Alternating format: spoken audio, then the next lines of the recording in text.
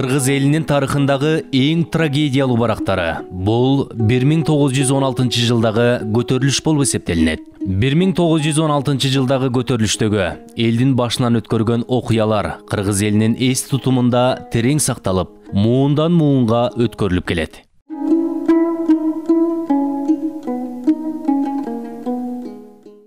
Биринчи дүйнөлүк согуштун башталышы менен падышалык саясатка болгон нааразычылык улуттук боштондук кыймылын күчөттү.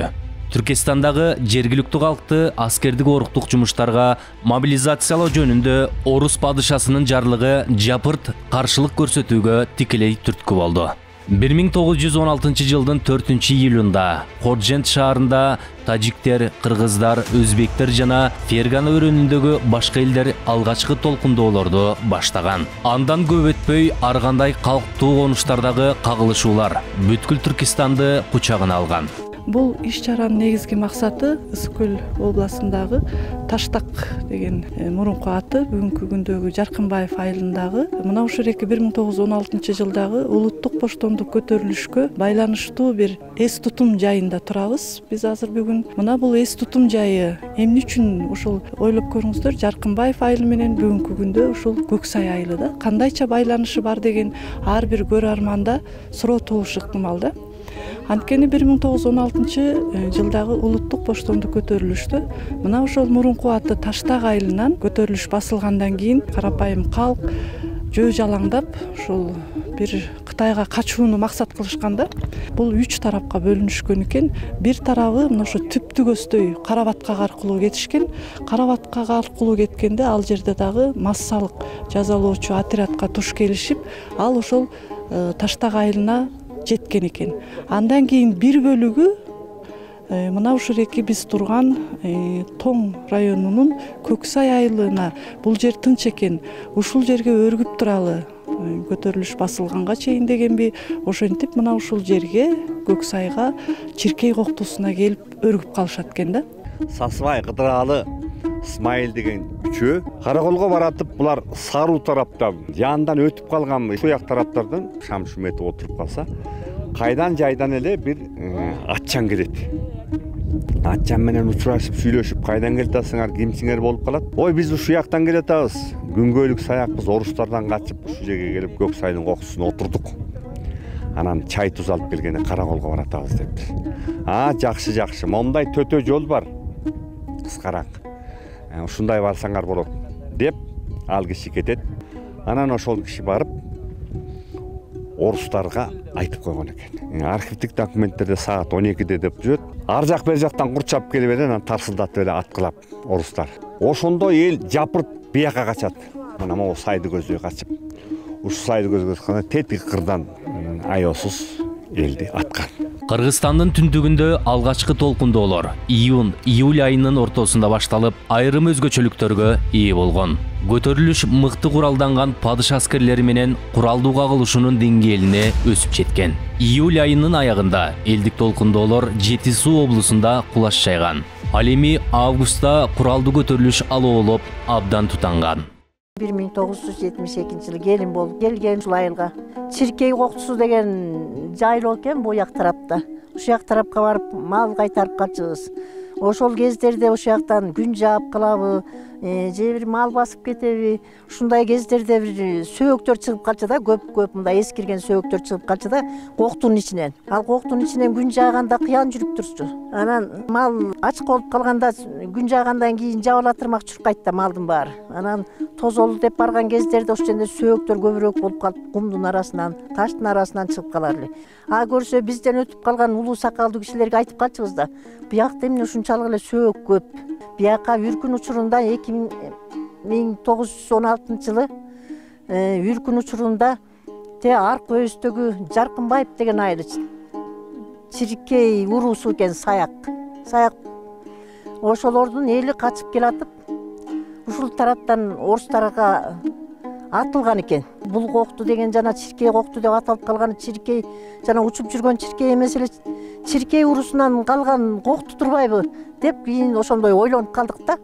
Бул Кыргыздын да башынан өткөн бир өтө оор күндөрдүн бири экен. Биз азыр ойлосок, уксак, сураштырсак, өтө оор күндөрдүн бири күн экен да бул.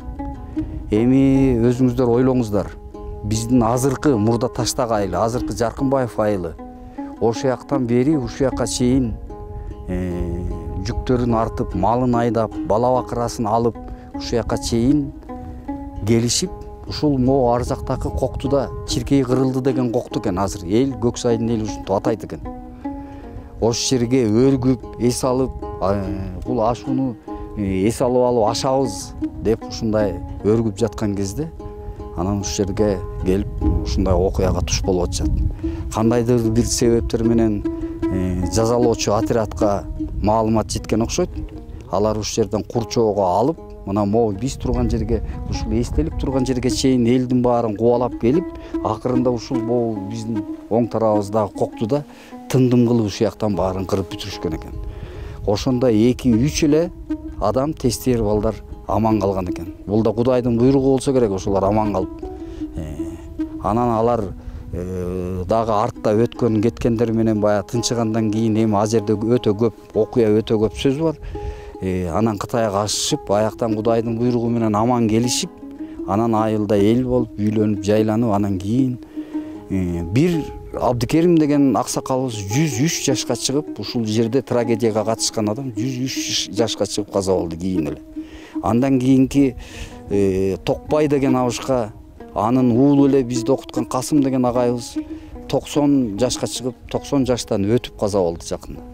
Анан мына бул ошол кишилерден айткандарын, уккандарыбыздын себебине мына биз ушул Коктуну, ушул Көксайдын үстүндөгү Коктуларды таап, ата бабабыз кырылган жерине эстелик койдук. Жаркынбаев айылынан бери келип, ушул жерге келип койгон эстелик койгон сөз, ушул жерден биздин 16-жылы үркүндө набыт болгон бир туугандарга койгонбуз.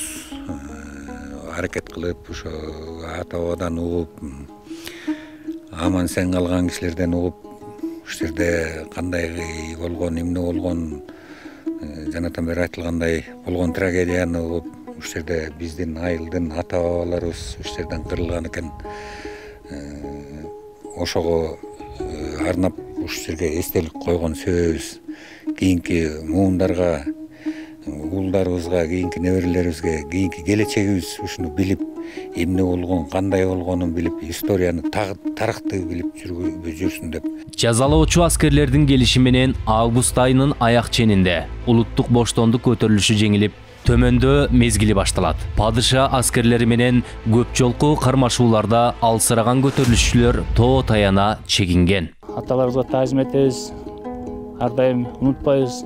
Эсибизде биздин чоң аталарыбыздын, айылыбыздын бүт эле чоң аталары ушул жактан келип, баары ушуга кабыл отурбай качып баратып сүргүн ушундай мамилеге келип. Анан биздин дагы жүрөгүбүз ооруп, бияка келип чоң аталарыбызды эстеп, аябай башкача болуп турабыз. Аталарыбыздын арбагы ыраазы болсун, калган эл журт аман болсун, таазим кылабыз, ушу эстеликти эстеп. Бисмиллахир-рахманир-рахим. إذا جاء نصر الله والفتح ورأيت يدخلون في دين الله أفواجا سبحان ربك رب العزة عما يصفون وسلام على المرسلين والحمد لله رب العالمين آمين الحمد لله رب العالمين والعاقبة للمتقين والصلاة والسلام على رسوله محمد وعلى آله وأصحابه أجمعين اللهم ارحمنا بالقرآن العظيم ne yaratkan Allah'ım 18 bin anam niyesi maqtonun bari bir özüne tatıqtı olsun. Окулган Кур'ан аяттан жаралган сооп Кудайны улуп Пайгамбар Мухаммад саллаллаху алейхи ва саллям өтүп кеткен ата-бабанын арбагына 1916-жылы ушул жерден набыт болгон биздин аталардын арбагына, апалардын арбагына, бейгүнөө кеткен балдардын арбагына, дегеле жалпы ата-бабабыздын арбагына багыштадык. Жаткан жери жайлы, топурагы торко, имандары саламат болсун. Кудай Алла таалам соогун өзү жеткизсин, бейиштен орун берсин.